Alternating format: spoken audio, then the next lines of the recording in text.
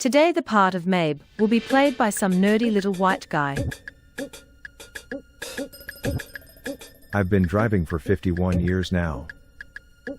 I've been up. And I've been down. And I've had a whole bunch of vehicles of conveyance over the years. Everything from motorcycles, to SUVs to a luxury sedan. This was my first ride. Daddy gave me $500. And took me to see his boy who had a used car lot. I picked out this red convertible chick magnet. It had a 497 V8 engine. My brother got his permit, so I let him drive it. He totaled it. But the dude had made a left turn in front of us, so it wasn't bro's fault. I got another convertible with the insurance payout. A sweet black on black and black deuce and a quarter. Still, in my opinion, the sweetest ride I ever had. But Mom's wrecked it. Things went downhill from there for a minute. Because with no insurance payout, I ended up with this POS that wasn't really running when I inherited it. Then I got this old ugly repainted highway patrol car, so I could get to my college classes. It was another POS, and it was totally unplayable, for a young jitterbug. No drive-in movie dates for me.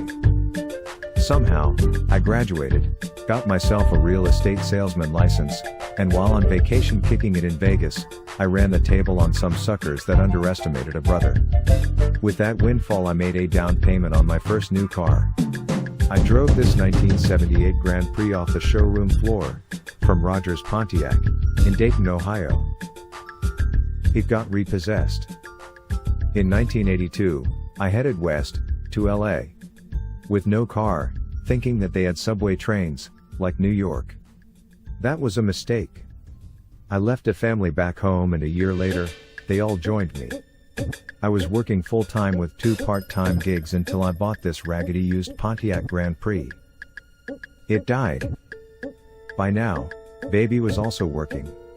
She bought a Cutlass Supreme for the family, and I bought my first motorcycle, a 1984 Suzuki. Considering LA traffic, that was the best way to get around to my 3 jobs.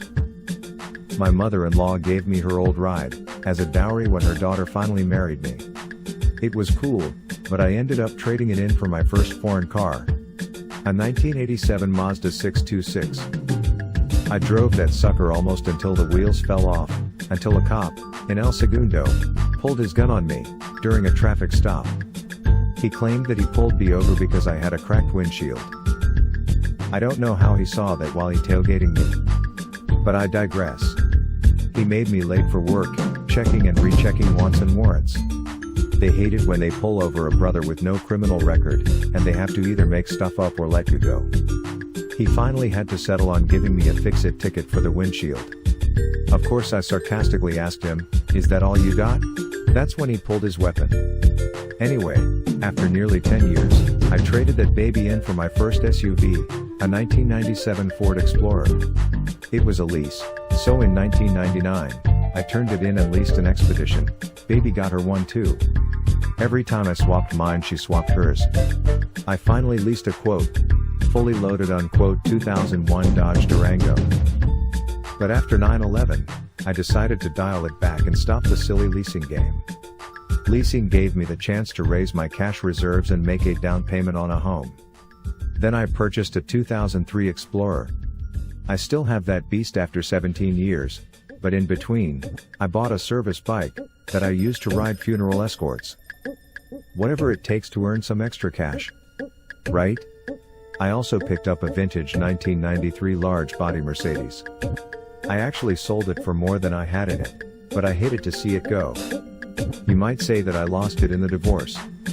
Had to sell my motorcycle, too, but I ended up leasing this little foreign SUV, to take advantage of the gig economy. But COVID shut that down. The lease is up next year. I'm thinking about getting one of these fine-ass Lincoln SUVs for a retirement gift. What y'all think?